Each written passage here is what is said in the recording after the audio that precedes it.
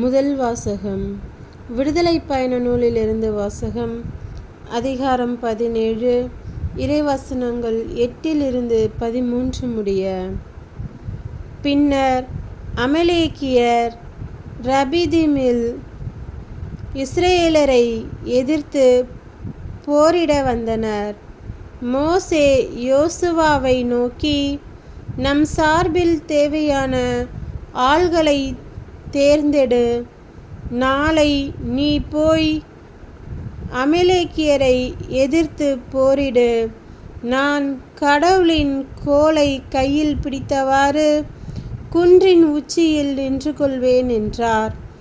அமலேக்கியரை எதிர்த்து போரிட மோசே கூறியவாறு யோசுவா செய்யவே, மோசே, ஆரோன், கூர் என்பவர்கள் குன்றின் உச்சிக்கு ஏறி சென்றார்கள்.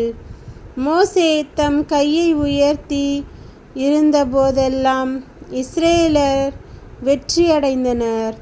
அவர் தம் கையை தளரவிட்ட போதெல்லாம் அமலேக்கியர் வெற்றியடைந்தனர். மோசேயின் கைகள் தளர்ந்து போயின. அப்போது அவர்கள் கல்லொன்றை அவருக்கு பின்புறமாக வைக்க, அவர் அதன் மேல் அமர்ந்தார். அவருடைய கைகளை ஆரோன் ஒரு பக்கமும் கூர் மறுபக்கமுமாக தாங்கிக் கொண்டனர். இவ்வாறாக அவருடைய கைகள் கதிரவன் மறையும் வரை ஒரே நிலையில் இருந்தன.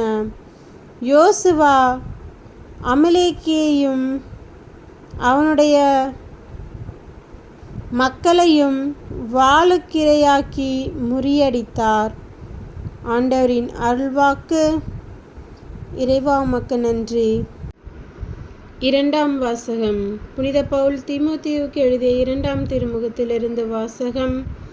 அதிகாரம் 3 இறைவசனங்கள் 14-17 மற்றும் அதிகாரம் 4 இறைவசனங்கள் 1-2. நீ கற்று உறுதியாய் அறிந்தவற்றில் நிலைத்து நில். யாரிடம் கற்றாய் என்பது உனக்கு தெரியுமே. நீ குழந்தை பருவம் முதல் திருமறை நூலை கற்று அறிந்திருக்கிறாய். அது இயேசு கிறிஸ்துவின் மீதுள்ள நம்பிக்கையால் உன்னை மீட்புக்கு வழிநடத்தும் ஞானத்தை அளிக்க வல்லது. மறைநூல் அனைத்தும் கடவுளின் தூண்டுதல் பெற்றுள்ளது. அது கற்பிப்பதற்கும் கண்டிப்பதற்கும் சீராக்குவதற்கும் நேர்மையாக வாழ பயிற்றுவிப்பதற்கும் பயனுள்ளது.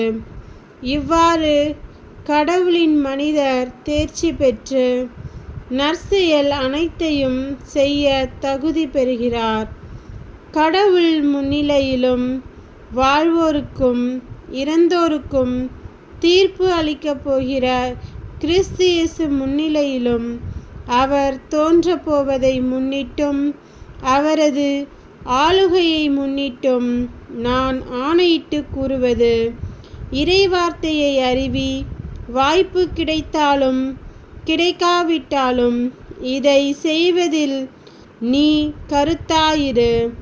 கண்டித்து பேசு, கடிந்துகொள், அறிவுரை கூறு, மிகுந்த பொறுமையோடு கற்றுக்கொடு. ஆண்டவரின் அருள்வாக்கு. இறைவா உமக்கு நன்றி. நற்செய்தி வாசகம். புனித லூக்கா எழுதிய நற்செய்தியிலிருந்து வாசகம். அதிகாரம் 18 இறைவசனங்கள் 1-8 முடிய. அவர்கள் மனந்தளராமல் எப்பொழுதும் இறைவனிடம் மன்றாட வேண்டும் என்பதற்கு இயேசு ஓர் உவமை சொன்னார். ஒரு நகரில் நடுவர் ஒருவர் இருந்தார். அவர் கடவுளுக்கு அஞ்சி நடப்பதில்லை, மக்களையும் மதிப்பதில்லை. அந்நகரில் கைம்பெண் ஒருவரும் இருந்தார். அவர் நடுவரிடம் போய், என் எதிரியை தண்டித்து எனக்கு நீதி வழங்கும் என்று கேட்டுக்கொண்டே இருந்தார். நடுவரோ நெடுங்காலமாய் எதுவும் செய்ய விரும்பவில்லை. பின்பு அவர், நான் கடவுளுக்கு அஞ்சுவதில்லை, மக்களையும் மதிப்பதில்லை என்றாலும் இக்கைம்பெண் எனக்கு தொல்லை கொடுத்து கொண்டிருப்பதால் நான் இவருக்கு நீதி வழங்குவேன் இல்லையானால் இவர் என் உயிரை வாங்கிக் கொண்டே இருப்பார் என்று தமக்குள்ளே சொல்லிக் கொண்டார். பின் ஆண்டவர் அவர்களிடம், அந்த நேர்மையற்ற நடுவர் சொன்னதை கேளுங்கள். அப்படியானால் தாம் தேர்ந்து கொண்டவர்கள் அல்லும் பகலும் தம்மை நோக்கி கூக்குரலிடும்போது கடவுள் அவர்களுக்கு நீதி வழங்காமல் இருப்பாரா? அவர்களுக்கு துணை செய்ய காலம் தாழ்த்துவாரா?